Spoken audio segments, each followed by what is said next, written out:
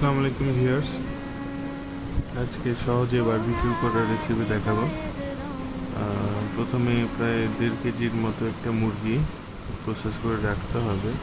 তারপর সবগুলো মশলা একসাথে নিয়ে নেবেন। এখানে আদা বাটা, রসুন বাটা, পেঁয়াজ বাটা, মরিচ, হলুদ, বারবিকিউ মশলা,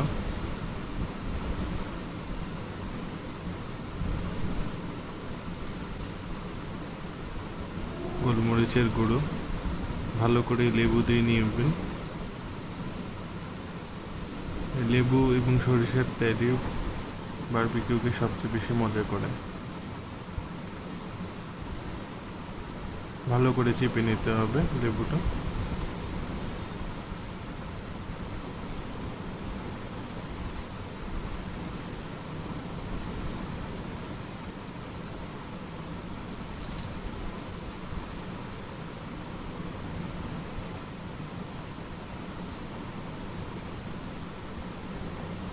আদা বাটা, রসুন বাটা, বারবিকিউ মশলা সবগুলো একসাথে নিয়ে নিচ্ছি ম্যারিনেট করার জন্যে।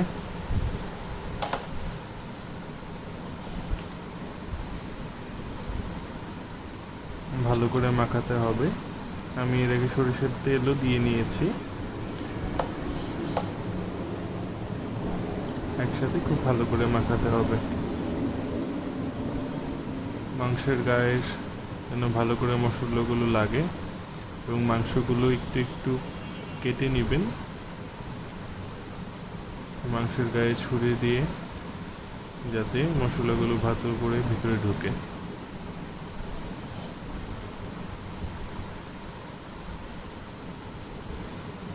ভালো করে মাখাতে হবে।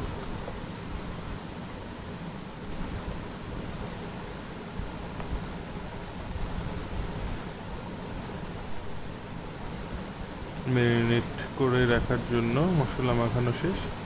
এখন 45 মিনিট থেকে 1 ঘন্টা ম্যারিনেট করার জন্য রেখে দিলাম। কয়লা জ্বালানোর প্রচেষ্টা, কাগজ দিয়ে কুকিং অয়েল সহ র্যাপ করে দিয়েছি একটা কয়লা। এই কয়লার থেকে বাকি কয়লাগুলো জ্বালাবো। তো কয়লা সবগুলো এরকম হয়ে আসলে, উপরে ছাই সাদা হয়ে আসলে বুঝবেন কয়লাগুলো তৈরি হয়ে গেছে।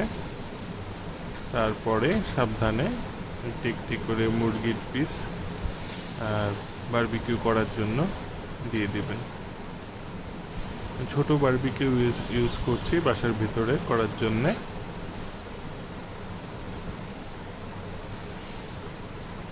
মনে রাখবেন ড্রামস্টিক যেগুলো এবং মাংস যেখানে বেশি থাকে এবং বোন সহ হলে এগুলো হতে অনেক বেশি সময় লাগে।